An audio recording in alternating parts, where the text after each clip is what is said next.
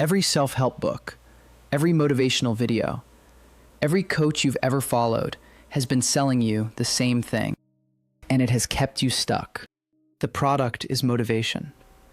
Feel enough of it, and you'll finally become who you want to be. Here is the number that breaks that entire industry: 92%. That is how many people fail to achieve their goals, according to research from the University of Scranton. Not because they lacked ability, because they were waiting for a feeling that was never going to show up consistently enough to carry them. In this video, I'll show you exactly why motivation fails. What's actually happening in your brain when motivation disappears, and the 3-shift system that replaces it permanently. Not willpower, something far more powerful. But first you need to understand what you've been doing wrong and how long you've been doing it. You felt motivated before. That Sunday night energy when you write the new plan, the high after a great workout, the clarity after a video that makes you want to change your entire life by Monday. And then Monday arrives. The feeling is gone. You treat motivation like weather, something that happens to you, not something you control. Here is what's actually happening in your brain. When you imagine your future self, you get a small dopamine hit. Your brain registers the feeling of progress, without any actual progress. Charles Duhigg spent years inside laboratories, studying how habits form and collapse. His conclusion? People don't fail because they lack willpower. They failed because they built a system that requires emotion as the entry fee. No emotion, no entry. And emotion is always unreliable. Discipline is not gritting your teeth. It is not punishing yourself into productivity. William James, the father of American psychology, writing in 1890, made an observation. Brain imaging has since confirmed it. Action precedes motivation, not the other way around. You don't wait to feel courageous. You act courageously. And courage follows as the consequence of the action. Researchers at Utrecht University ran a controlled study on procrastination. People who started a task, even just 2 minutes, reported far higher motivation to continue than those who waited until they felt ready. The act of beginning rewired how the brain perceived the task. Resistance collapsed the moment action started. You don't commit to the workout. You commit to putting on your shoes. You don't commit to writing the chapter. You commit to opening the document. The action is the ignition, not the result of one. David Goggins, 297 pounds, cleaning cockroaches off kitchen floors in 2006.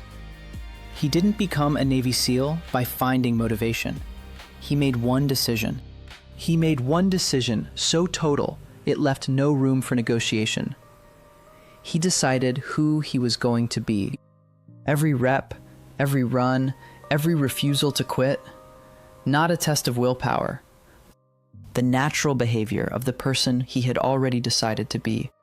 Viktor Frankl documented that the prisoners who survived longest were not the physically strongest. They were the ones with the clearest answer to one question: who am I becoming? Not who do I want to be? Who am I, right now, in the act of living this? The identity came first. The endurance followed.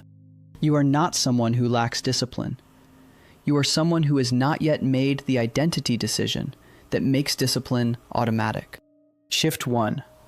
Remove the requirement to feel ready. Every morning, one action that belongs to the person you're becoming. Before you negotiate, before you check your phone. Act first, the feeling follows. Shift 2. Make the decision once, not daily. Goggins didn't wake up each morning and decide. He decided once. Remove the daily negotiation. Commit to the identity, not the individual action. Shift 3. Track your votes, not your results. One workout won't transform your body, but it is a vote. One page written won't finish the book, but it is a vote. Cast enough of them, and the identity stops being aspirational. It becomes descriptive. The scoreboard is a lagging indicator. The votes are what you control today. Track those. 3 shifts. None of them require you to feel anything first. That 92% figure from the start. Those people are not failing because they don't try. They're failing because they keep trying the same way, waiting for the feeling, starting over when it disappears, building nothing durable in between. You don't need more motivation. You need a different operating system. Stop chasing the feeling. Make the decision. Cast the first vote. Do it again tomorrow. That's discipline, not punishment, not willpower. A decision about who you are, made once and lived every day after. If this shifted something, subscribe. Every week, we go deeper into the psychology and honest frameworks for becoming who you're capable of being. We'd love to keep building this with you.